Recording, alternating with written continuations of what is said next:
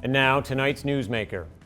The province revealed a new 3-year strategy to help Nova Scotians dealing with dementia. It calls for early diagnosis and better treatment of the disease, but there's no new money for the strategy. Heather Fifield is a caregiver for her husband, Doug. She's also been on the Strategy's Advisory Committee. Welcome to our studio.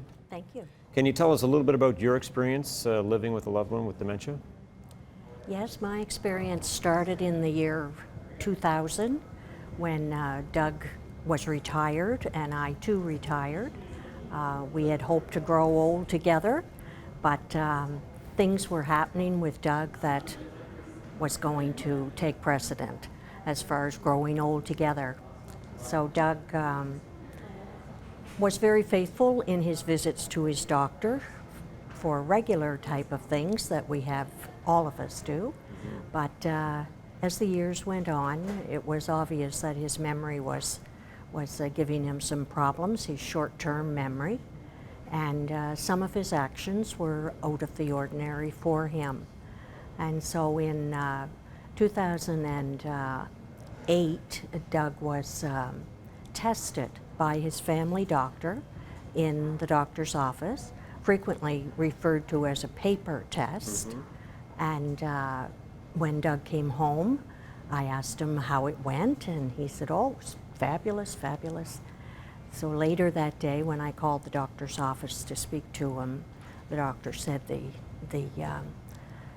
results of the paper test were very dismal, and he felt that it was time for us to send a referral to the QE2, meaning the doctor would send the referral, of course.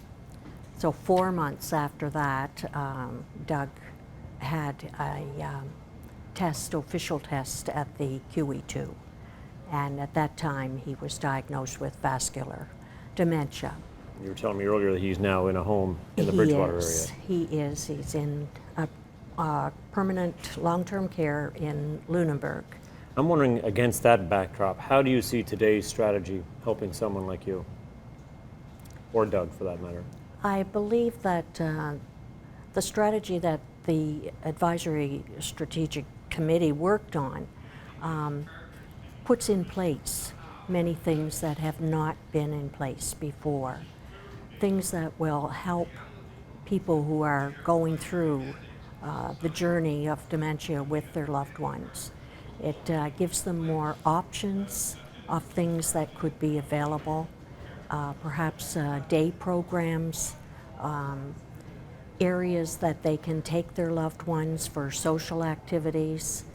Many of these things are partnered by the Alzheimer's Society of Nova Scotia, but they too, of course, are a partner with the government of Nova Scotia in this strategic planning. Are you concerned that the plan comes, or the strategy comes, with no new money added to it?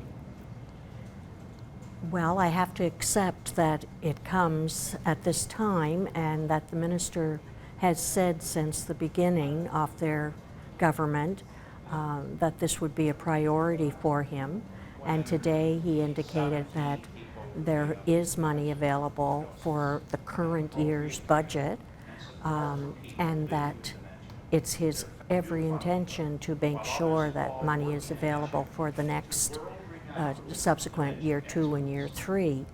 I have to accept that, but he, I'm sure, knows, as the government will know, that not only myself but Nova Scotians will be watching, and of course the Alzheimer's Society of Nova Scotia will be watching very much as well. Sure they will. Ms. Fifield, thank you for taking a few moments today. Thank you for having me.